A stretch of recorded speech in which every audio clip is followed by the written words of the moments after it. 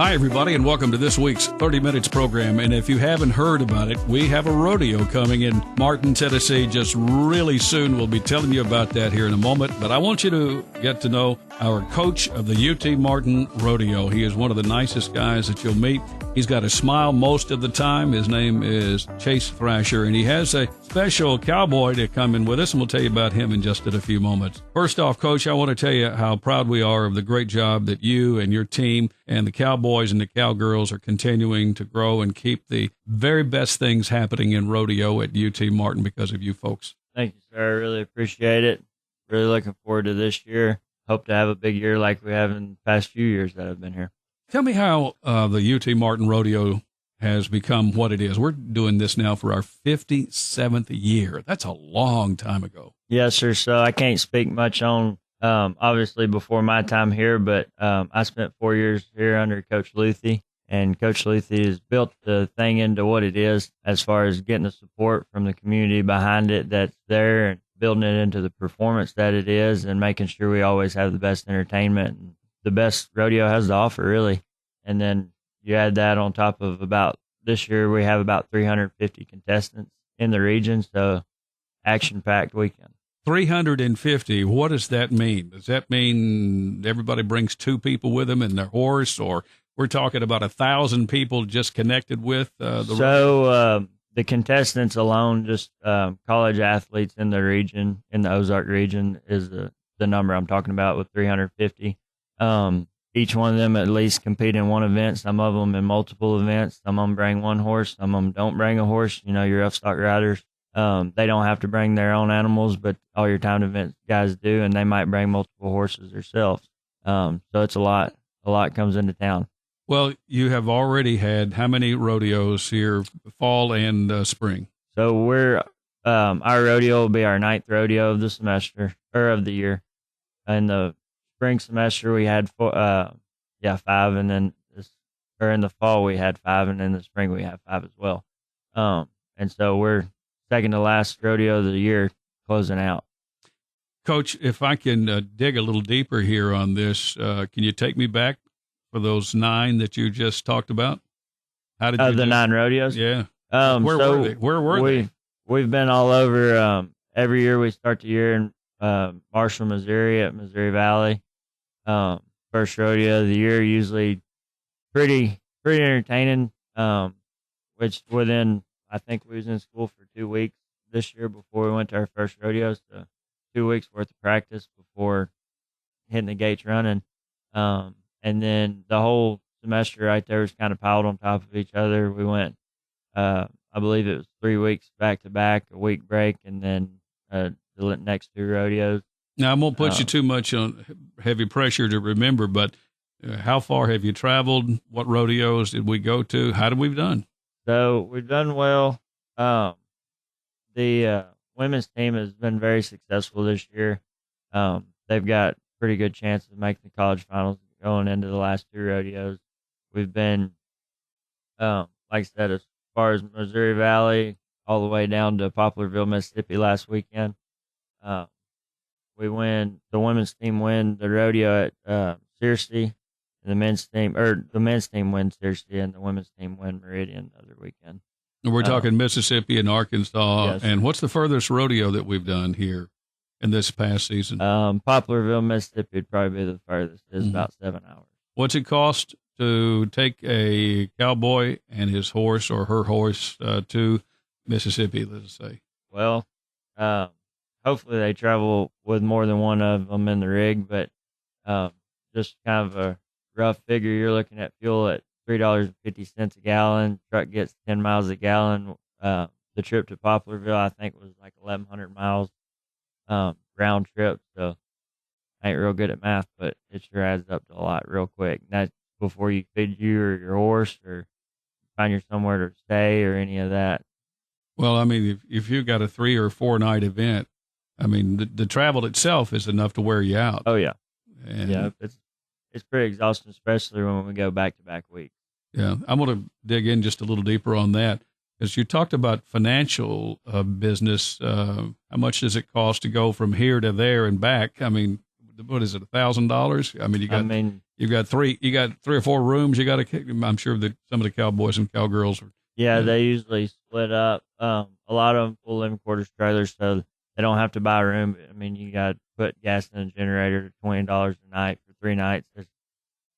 Just everything adds up real fast. It don't take long for you to blow through a lot of money.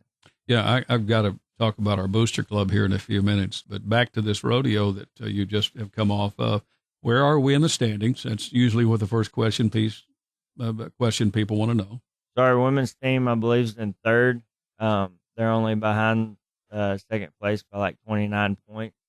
My men's team's a little further down this year. I think we're like sixth, maybe in the region. I try not to look at the standings a whole lot.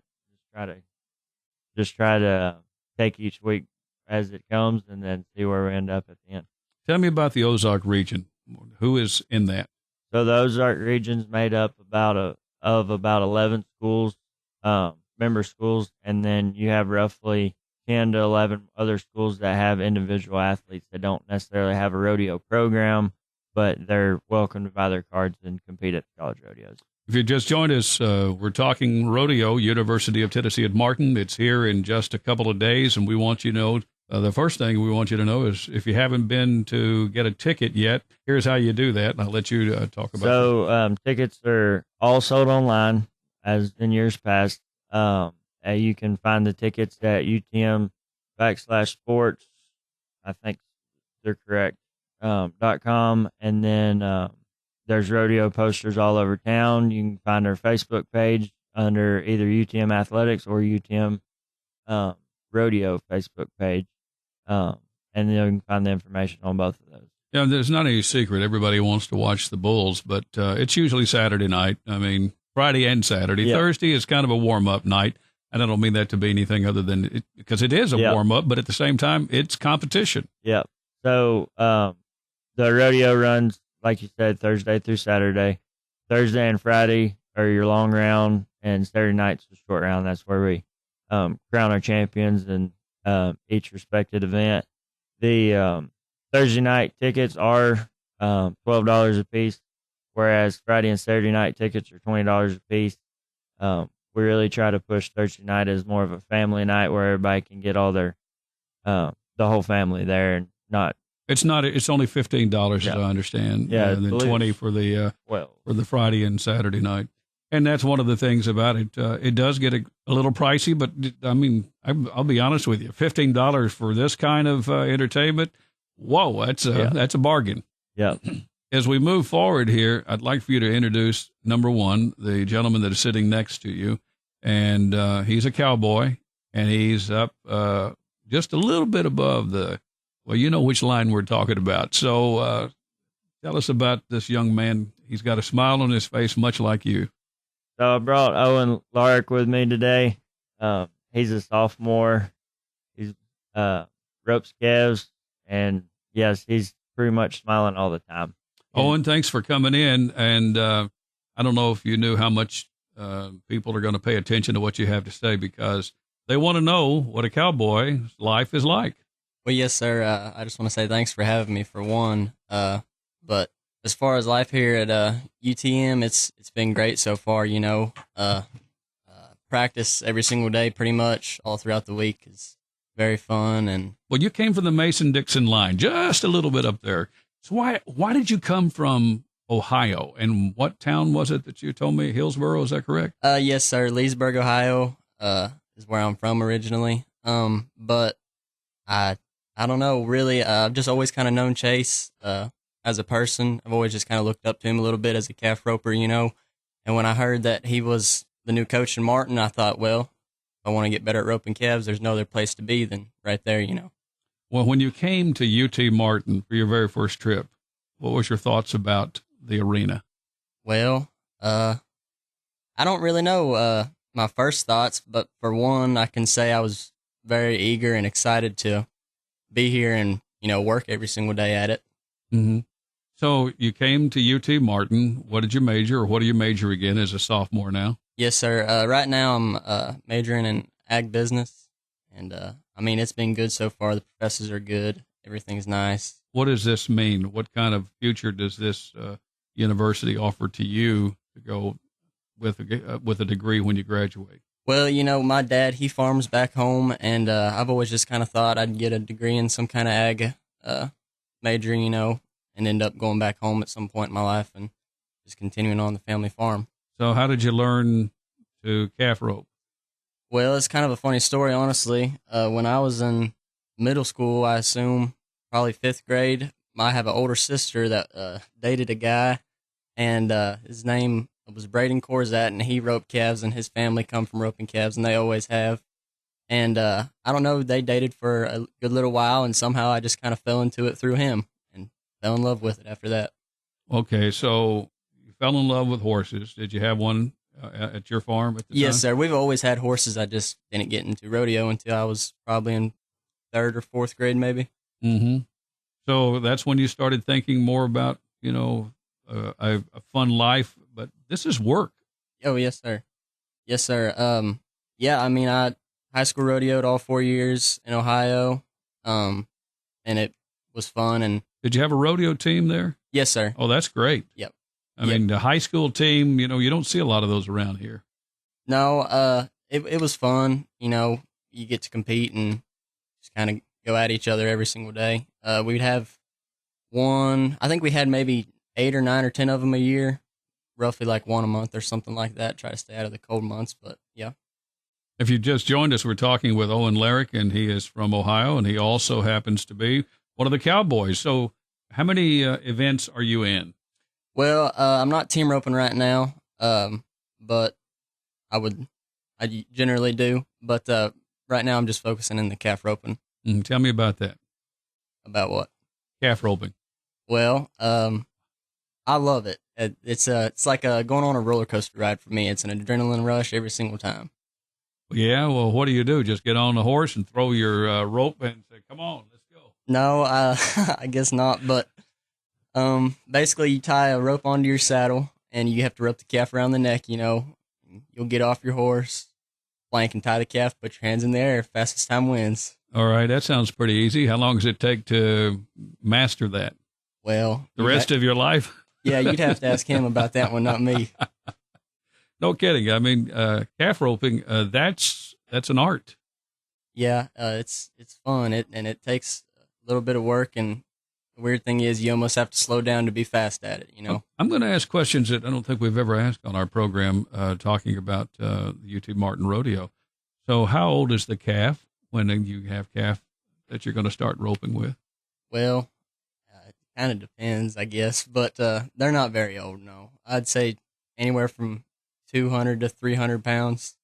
Well, people are going to, wait a minute, how old is that? Is that 6 months? Is that 2 years? It generally varies kind of on the breed of calf you're roping. Like we practice on a bunch of Corinis, which is a horn type cow. They're smaller frame, so it takes them a lot longer to get to 200 pounds. They're generally 4 to 6 months probably before you can start really roping them. They're big enough. And they'll stay small enough, close to probably being a year old. As far as your beef breeds, they're a lot bigger. They grow a lot faster. So to get to a 200-pound calf, you're looking at 2 or 3 months versus the 6 months on a Corny cow. What's your best time? I want to say 9. I think I tied one in 9-1 not too long ago at Torrey Creek. That's pretty good. 9.1 second, right? Yes, sir. And what would win if you were at 9.1? Well, hopefully first, I guess. What's the fastest? Do you have any idea what the fastest record is? It depends on the arena and whatnot. As far as the college rodeos go, pretty much I tell them as long as you make a good controlled run in around 10 or 11 seconds, you're going to place. You get to tying them in 9, especially the shorter 9s, probably win first or second in the round, and you tie 2 of them in 9, you're going to win the average for the weekend. That's pretty good. Yeah. I've learned a lot about the rodeo through the years, and as a matter of fact, one of the things that maybe people aren't aware of, you got to have good stock to be able to have a rodeo, yes, and it's not about necessarily the cowboys and cowgirls. Yes, sir. So on that point, this year we're bringing in a new stock contractor, and for those of y'all that don't know what a stock contractor does, is every rodeo has a stock contractor. Some of them have multiple contractors, especially your bigger rodeos. At our rodeo, Hampton Pro Rodeo will be doing our stock timed event or rough stock this year. So they have stock, and they take that stock around to different rodeos. Is that correct? Yes, sir. So the Hamptons out of Springdale, Arkansas, it's about 7 hours over there from here. So they'll travel 7 hours with 2 or 3 rigs loaded with bucking horses and bucking bulls. How many animals will we have with those folks? So there'll be probably between 25 and 35 head of bucking horses here, and there'll be probably between 15 and 25 head of bulls. Mm-hmm. We're going to come back to bulls here in a minute.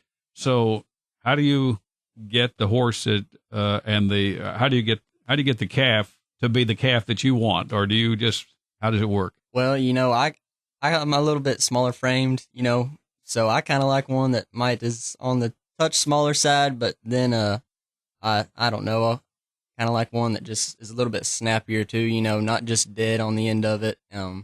Have a little bit of life to him, I guess is what I like. Yeah. And by the way, does that count on points or not? If the calf, just kind of blows out there and there you are and the calf sits. So, I mean, you've seen these things happen. Yes, sir. You don't want one that just kind of lays down or does anything like that. That's kind of why I like them. Have a little bit of life to them. It just makes it a little bit easier on me, I think. I'm going to go ahead and ask the question that I would have asked later in this interview. If you've just joined us, we're talking about the UT Martin Rodeo. It is Owen Larrick. He's a cowboy. He's a part of the University of Tennessee at Martin Rodeo team. He's a sophomore here at UT Martin. He's in ag. And also Chase Thrasher. He is the UT Martin coach of the rodeo team. How many other sports do you have inside? And I'm using that kind of loosely. Do you do bulls? Do you do horses? What do you do? No, sir. I just calf rope and team rope. When I was in high school, I guess I used to bulldog a little bit, and I rode bareback horses. But you better tell them what bulldogging is. It's you are on the left side of the horse, or left side of the steer, on a horse, and your horse is chasing him down, and you kind of just bail off, grab a hold of the horns, and throw the steer down. That's the way it works. Yes, sir. And you get paid pretty good money if you can do that, better than anybody else. Yes, sir. What are they paying right now? What, as a rule, each rodeo has, amount of... So payout varies. At the college rodeos, they compete for points, but they also win jackpot money. Your entry fees are $90, your first event, and $70 their second event. The $70 goes straight into the jackpot, and it's paid out over the course of the 2 rounds in the average, a certain percentage per each stage. And then usually I believe it pays 4 in each round at the college rodeos. So, I mean, if they win first in both rounds in the average of their event, they could rack up some pretty good money. It's not life-changing, but at the college rodeos, it's more about making it to the college finals and experience that in June. How many events do we have? 9, 7? There's 10 events. You got 3 rough stock events, and then you've got the barrel race, the goat tying, the breakaway roping, calf roping, steer wrestling, and team roping. Mm-hmm. Let's talk about bulls here for just a couple of moments. How dangerous is it to ride a bull? If you stay on the top side of them, it ain't too bad, I don't think. I'd say it's probably more dangerous when you get on the ground and try to get away from the bull instead of the riding part. Mm-hmm. What is that like? And how long do you have to stay on? I can't really say what it's like riding a bull. I've never personally rode a bull, but I would imagine it would be quite the thrill, obviously. And then you have to stay on them for 8 seconds from the time they leave the buck and shoot to the time you're no longer in contact with the bull or your rope. Mm-hmm. Same way in the horse riding events. You guys maintain contact with them for 8 seconds. And they weigh how much nowadays? Roughly anywhere from 1,000 pounds to 2,000 pounds. There's some bigger bulls that are obviously more powerful and have a lot more weight to them, and then you got your smaller bulls that are just faster and more athletic that make them that much more tricky. They don't have the power necessarily, but they move a lot faster. Do the bulls get trained to throw off the cowboy? To an extent. They're bred, obviously, like if you got a good bucking bull and you want to raise bucking bulls, you breed your better bulls to the better cows. And it's kind of bred in them. the same way you would a cutting horse or a walking horse. I mean, you wouldn't take a quarter horse to a walking horse show and expect him to walk all high and pretty. So it's the same kind of deal with the bulls and even the bucking horses. You breed for results. So there's not a whole lot of training to it as much as you do have to train them to, accept a rider or accept being in the bucking chutes and being confined. But other than that, it's kind of natural for them to buck. Let's take just a little pause here for a second. There are a lot of events that are taking place this week. Let's just start with Wednesday. I believe it's Wednesday when you have your first event Wednesday, for the community. Is the Booster Club Crawfish and Shrimp Bowl. Now, you want to tell them what that is and why it's important that people come and be a part of that? So the Booster Club is a big supporter of the rodeo team. There's a lot of things we do we couldn't do without them. And if we ever need anything, they're the first people that step in to help. Were you amazed at how many people that are right there ready to help put a rodeo on? I was, I guess, when I was a student, not as much now that I'm a coach because I've been around it so long, and I just know that's how the community is and how the Booster Club is to pitch in and help when we need something. But it's always pretty refreshing, and it generally goes with the rodeo community that it don't matter where you're at, whether you know the people there or not. There's always somebody there that will take your side and help step up when you need them. I've traveled a bunch, and I've caught myself at rodeos in maybe further west that I don't go a lot, out there in Oklahoma and stuff, and especially when I was younger, I didn't know a lot of people, and I'd kind of be over there by myself, and then next thing you know, within 30 minutes, you got a group of friends that are ready to back you just like the ones you are around every day at home. And those cowboys and cowgirls, they have their own horses for the most part. And that's an expensive event because you got to take care of these horses every day. You want to share with some thoughts with us about that? So generally I like to feed my horses just straight alfalfa, hay, and some grain on top of that. Sometimes they don't always need all of it. Some of them are easy keepers than others, but I don't know. What's a bale of alfalfa cost, I guess? 60-pound bales, which would be your average 2-strand bales, they go from anywhere from $12 to $18. Yeah. And then bag of feed, $20 or something. Bag of feed is at least $20. So it gets expensive. It racks up. Yeah, it does add up fast. Yeah. And horses, and I've seen this, I have family members, and I understand what you're talking about. Horses are most vulnerable of any other animal, I think. They've got so many bones in their body. I mean, you got to take care of them. I mean, they get sick just like people do. Yep. You talk about expenses. You look at vet bills and stuff. Even in that category, we don't look at our horses aren't your typical horses you'll drive down the road and just stay in the pasture. I mean, we expect them to perform at their highest, just like we do, and so you want them to be in the best shape they can be. Anytime one don't go to work and you don't just practice on them harder, there's a lot of times you have to go to the vet and maybe he's sore somewhere, or he needs shod differently, or your saddle don't fit. There's a lot that goes into them, and a lot goes with expecting them to, perform at their highest. You can't just assume they're going to work just because you feel good. You got to make sure they feel their best too. We talked about Wednesday's event this coming week, and by the way, it's at the VFW Club. I don't know what the price is, but membership's $25, I think. Membership for the Booster Club to be a member is $45. But anybody's invited to come eat with us. It's $25 a person, and then $10 for children 10 and under, I believe. And their hamburgers also, or hot dogs. Hamburgers and hot dogs also for the kids that don't want seafood. And so we start on Thursday night, and doors will open somewhere around 5:30, 6 o'clock. The event starts at 7:30, and let me give you a few moments about Thursday night. So Thursday night, like you said, it'll be the kickoff night, kind of a warm-up night.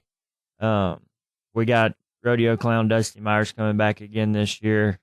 Garrett Yergin, our announcer, coming back. We'll have to ask him when he comes in with us how many years he's been there. Garrison Panzer, our sound crew, does a great job on the keys back there, making sure everybody sounds good and the music setting the right tone for the rodeo. And then after Thursday night, there'll be a slack performance, another slack performance Friday morning, and then we'll go into the final 2 perfs of hopefully sold out crowds.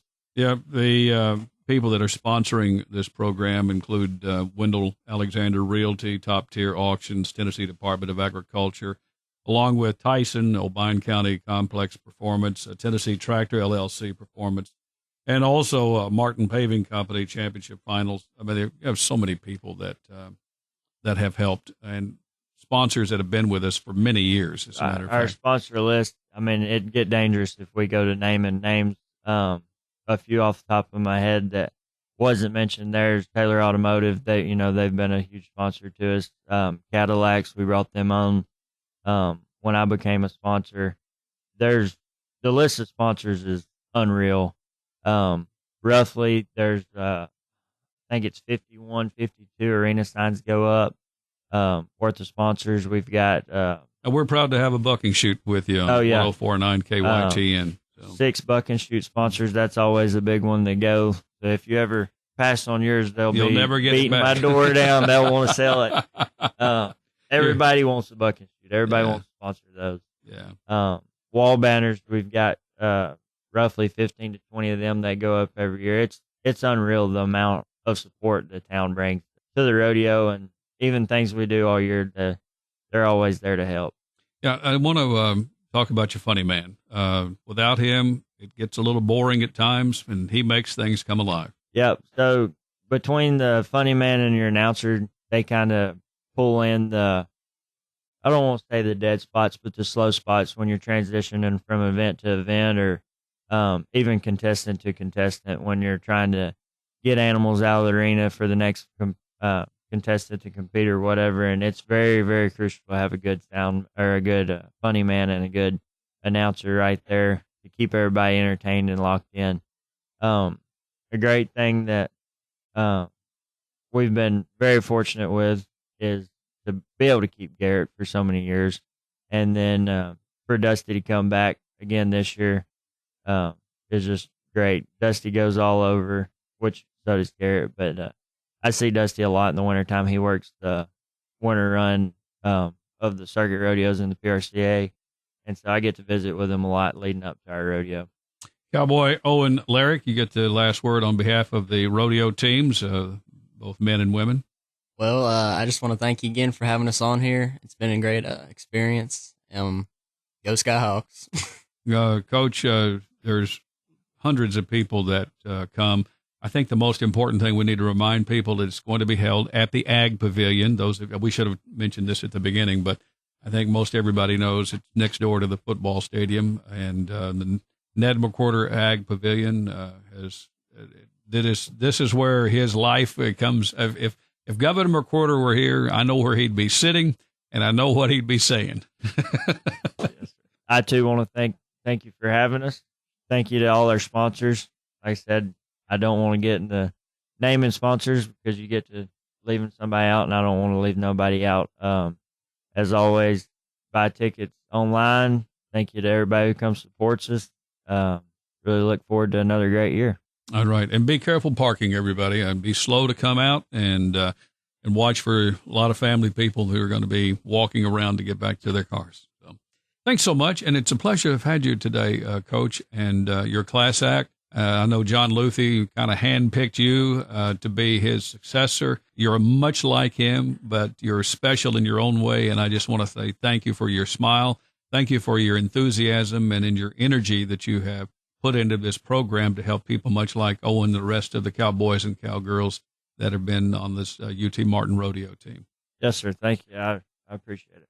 That's our program. Thanks for listening, everybody, to this week's 30 Minutes program. We've been talking with Owen Larrick, UT Martin Cowboy, and the coach of the UT Martin Rodeo, and that's Chase Thrasher. We hope you've enjoyed our program today.